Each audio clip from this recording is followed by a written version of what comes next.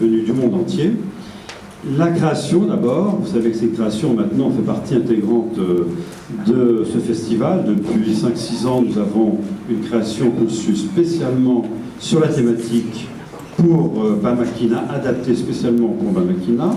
Pour ceux qui étaient l'année dernière, ils ont pu voir Léon l'Africain, avec notamment l'introduction du mapping, qui a donné ce relief et cette magie extraordinaire au mur de Bamakina. Donc nous allons un peu dans la même direction cette année avec un spectacle qui s'appelle Un ciel plein d'étoiles.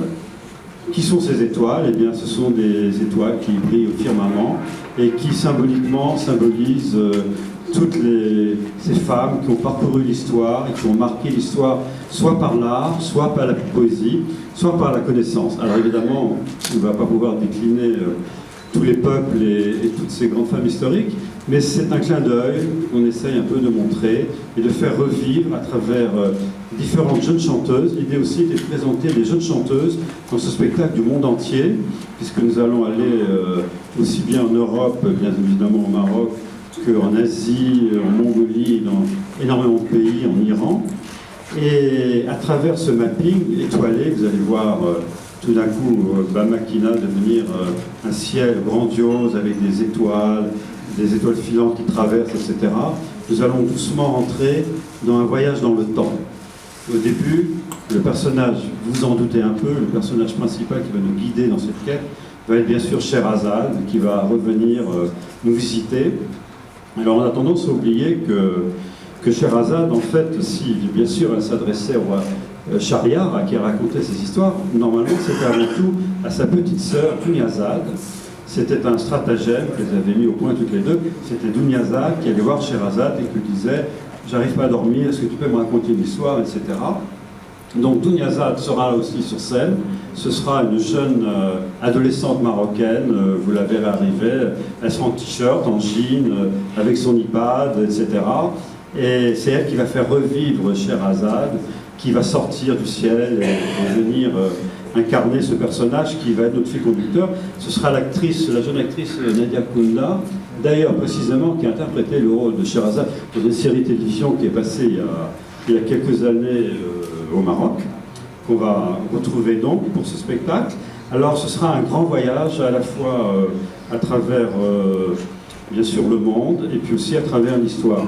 Sherazade va nous emmener découvrir un certain nombre de grandes traditions. Je ne vais pas vous révéler tout le spectacle parce que vous-même vous allez le découvrir. Nous irons en Iran, nous irons dans les steppes de Mongolie, nous irons dans l'Italie du Sud, nous avons la tradition de la tarentue, nous irons découvrir aussi la danse du voile de Tafraout dans le Haut-Atlas. Nous allons découvrir aussi une vieille poétesse de Tétouan qui va venir indirectement chanter sa poésie.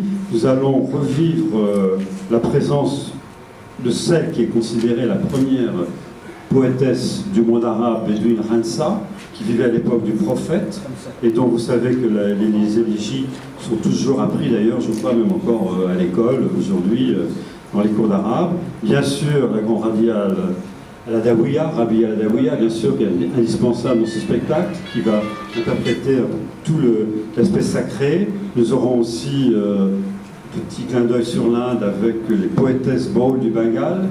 Ce sont ces poétesses et ces poètes qui vont de rivière en rivière à travers les villages du Bengale parler de l'esprit libre, du vent, de la spiritualité.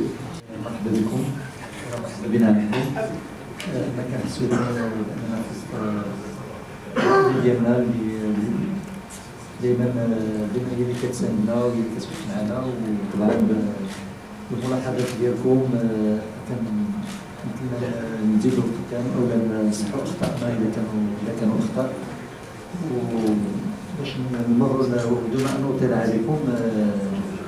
كاين واحد السنه يعني بعض كانت بعض الطلبات على الجانب ولا بعض الملاحظات على الجانب العربي في المهرجان. ملي كنلاحظوا ان سنه بعد سنه كيكون الاقبال قوي على ديك لا فوديت او ديك لا سواري اغار.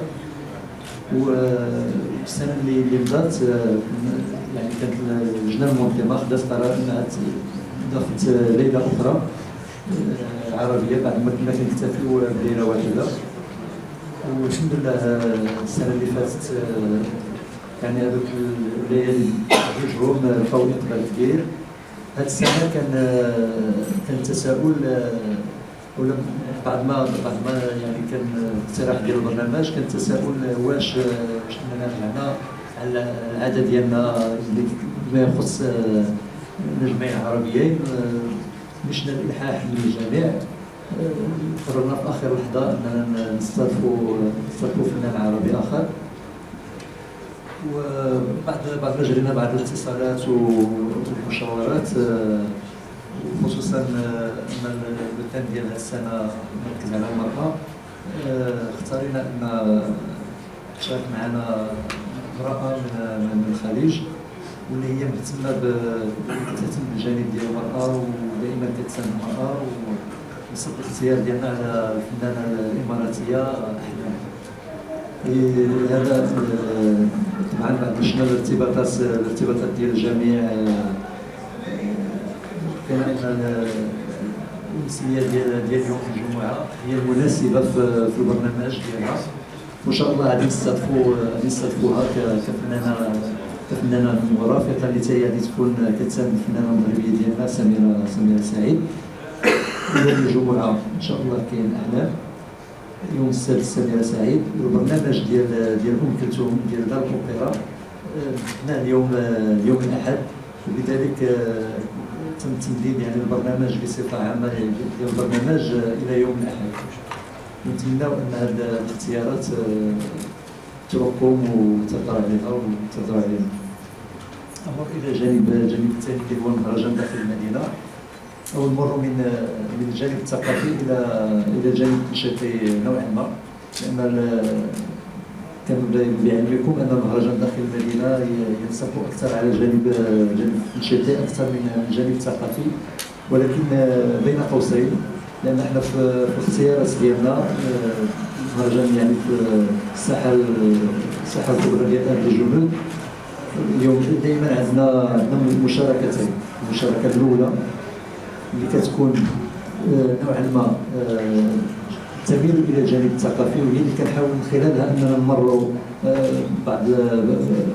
كنمروا حوارات او نقولوا ديال ميساج للغون بوبليك اللي هو الجمهور ديالنا سواء من فاس او من خارج فاس، اللي هو متعطش للجانب النشاطي. ولكن كنحاولوا اننا ملي كنستغلوا الفرصه ان في الفتره الاولى تكون اكثر ثقافيه، حتى يكون الحوار ديالنا يعني نوعا ما مقبول الى جانب النشاط.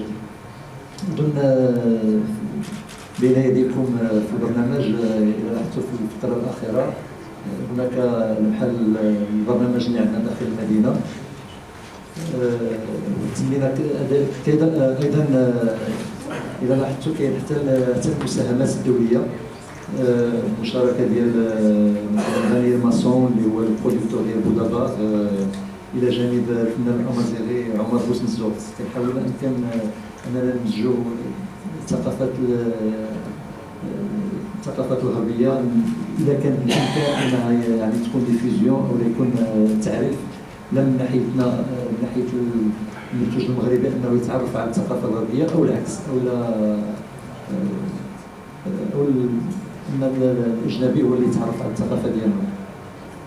حاولنا ما امكن اننا نمروا على في البرمجه ديالنا ناخذوا نهتموا بجميع الشرائح الشبابيه، وكذلك دون اقصاء او اغفال اي لون موسيقي من الشمال الى الجنوب الى الغرب الى الشرق. في الملاحظات مثلا الافتتاح ديالنا غادي يكون فن ملحون خدينا من فاس، تشريفات لمدينه فاس والملحون بمدينه فاس، وغادي يستضيفوا الفنان الفاسي محمد السوسي في قصائد مرموقه ان شاء الله. الجانب الشبابي استضفنا جوج ديال الشباب اللي واخدين طريقهم في الاغنيه الشبابيه المغربيه، اللي هو مراد الغريقي ولمياء الزيدي اللي استاذ طيب في البرامج اللي كنشوفوها في القنوات التلفزيونيه الشرقيه والمغربيه. كنمروا الاغنيه الشبابيه اكثر مع لو راب أو ما يشابهه ديال أشكاين وأوفر بويز. عمر بوت مزوق من الأغنية الأمازيغية ومزجناه مع دانييل ماسون اللي هو المساهمة ديال الانستيتو فرونسي، وكما قلت هو البرودكتور ديال لا سيري بوغادي. في الجانب الشعبي وقع اختيار على الفنانة الأمازيغية والشعبية نجاة عتابو، حاولنا أننا نسجلوها مع واحد رمز من الأغنية الباكستانية اللي هو الابن ديال علي خان، راحت فتح علي خان. ان شاء الله غادي نحاول اننا نديروا واحد لا فيزيون ما بين الاغنيه الشعبيه المغربيه والاغنيه الباكستانيه. في الاغنيه العصريه كذلك حاولنا اننا نستضيفوا ولا نحيوا الاغنيه المغربيه العصريه في شخص الفنان ديالنا المختار محمود الادريسي، ولا يكون مرافقه الفنان الشعبي ابن مدينه فاس خالد علي.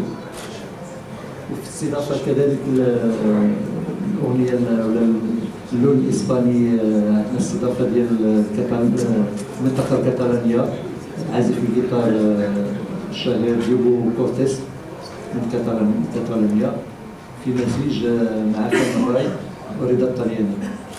في النهايه عندنا يوم السبت اليوم الاخير اللون التقليدي اللي هو الطقطقه الجبليه، ولكن بمزيج في ان بلاطو اللي تقريبا اندثر، اللي ما بقاش كاع كيدوز، كيتسمى باجلود. هو عباره على واحد الرقصه كديرها الطقطقه الجبليه بالجلود، يرتدون الجلود ويرقصون على الطقطقه الجبليه. وان شاء الله نتمنى ان البرنامج يروق اعجابكم. هذا اضافه الى الليالي الصوفيه اللي جرت العاده ان يعني الفيستيفال كلهم كينتهيو في الحادية ليلان، كلشي كيمشي الليالي الصوفيه. وحاولنا يعني باجتهاد اننا ما نقتصروش على الطرق اللي بجوار فاس، بس صرفنا الطرق يعني من المغرب، سواء من طنجه الطريقه الشاذليه او الطريقه المشيشيه من طنجه، الطريقه الحراقيه من اسفي ديال حسن البوريقي وكذلك سعد المجيد السويري، اضافه الى مجموعه الطرق الصوفيه اللي موجوده في فاس كالحمدوشيه والعيساويه والتونس. وراه اشارتكم اذا كانت تساؤلات حنا موجودين.